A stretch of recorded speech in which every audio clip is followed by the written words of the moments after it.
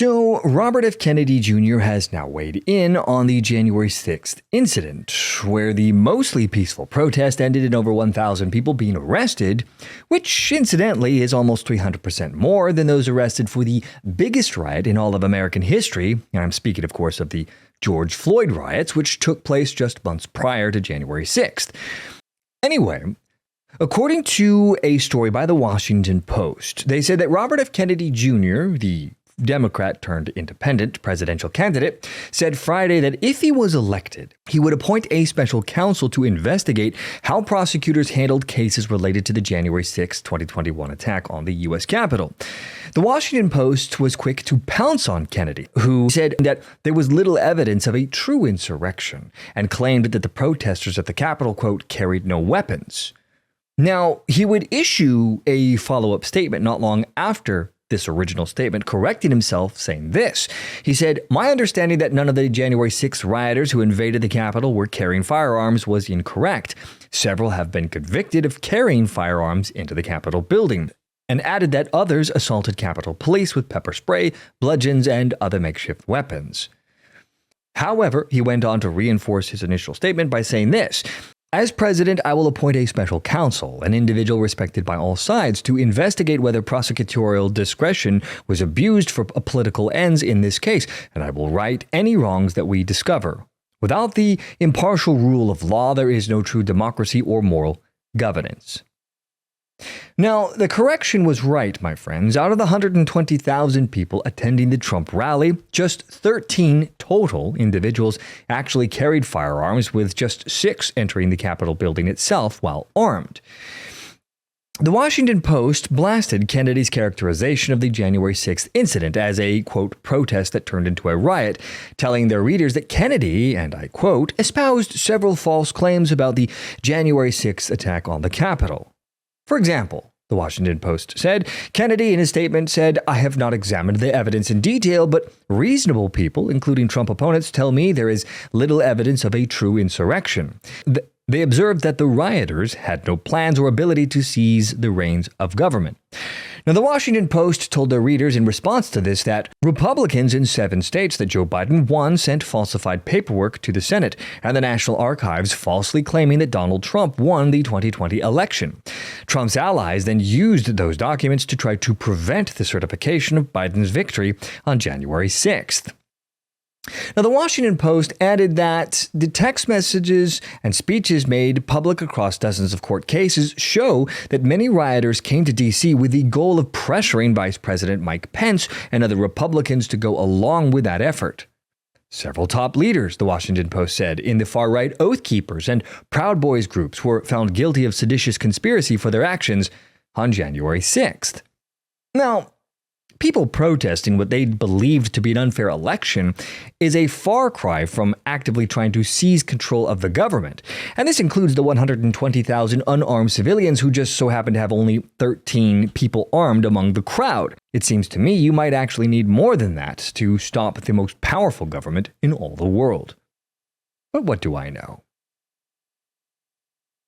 Anyway, the Washington Post also then would go on to spread their own misinformation about Trump's speech, regurgitating the propaganda that Trump's speech, where he said, "If you don't fight like hell, you're not going to have a country anymore," was Trump, in fact, commanding his supporters to take over the government.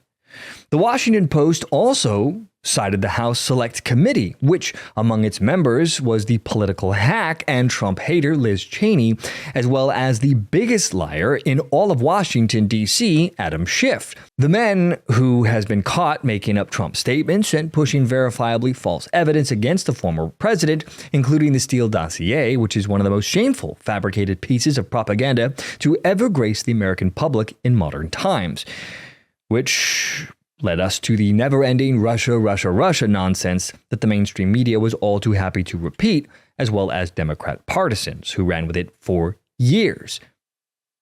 Anyway, the Washington Post would go on to cite the House Select Committee and their 800-plus page report that wove together what they deemed as evidence drawn from thousands of documents and more than 1,000 witness interviews over the 18 months of the inquiry.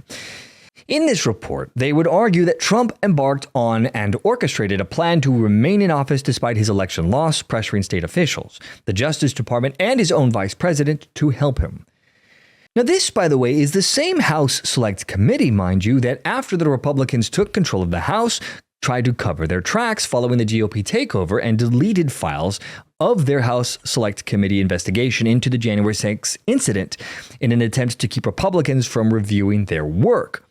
However, all is not lost. There have been reports that at least some of the files have been recovered, although they are encrypted, and attempts are currently being made to regain access to the data.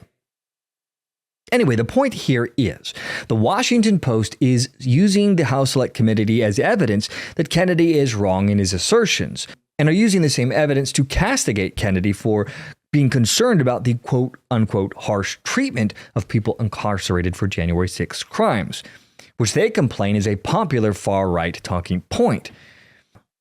The Washington Post tried to back up this point by saying that January 6 sentences found that rioters who assaulted police officers received lighter punishments than in similar cases nationally. In 2/3 of cases, the Washington Post said, judges sentenced below what federal guidelines recommended. Of course, they failed to mention the largest and most damaging riot in all of American history that just happened to take place a few months earlier. And I'm speaking, of course, of the George Floyd riots, which took place just months prior to January 6th. So let's recap what the Washington Post article covered here. They explained that Kennedy, if elected, intends to appoint a special counsel to investigate the prosecutorial handling of the January 6th cases. Kennedy believes that there was little evidence of a true insurrection. And then Kennedy characterized the January 6th event as a protest that turned into a riot, disputing its classification as an insurrection. And the Washington Post complained that Kennedy, has a history of downplaying the severity of political violence, including the events of January 6th. Of course, they themselves have often downplayed the political violence like that of the George Floyd riots. And finally, the Washington Post article talked about Kennedy's political stance at his campaign, where he has criticized both President Biden and former President Trump, and his campaign is centered around trying to peel off voters from both parties to build a coalition of a diverse range of voters, including Republicans, Democrats, and independents, who might be disillusioned with the current political landscape.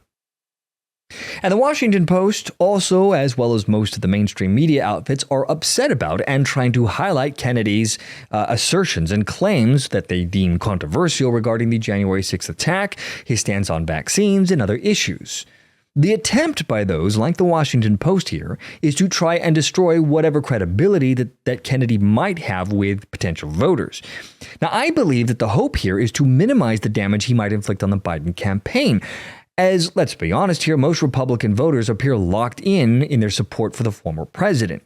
Now, as an aside, the Washington Post and University of Maryland have conducted a poll all the way back in December, which found that while a majority of Americans, 73% at the time of the poll, said that the punishments given to the rioters have been fair or not harsh enough, and that a majority of Americans also believed that those entering the Capitol were a threat to democracy, they were dismayed to find that Republicans were increasingly viewing the protesters in a positive light, with only 18% saying that they were mostly violent, compared with the 77% of Democrats and 54% of independents.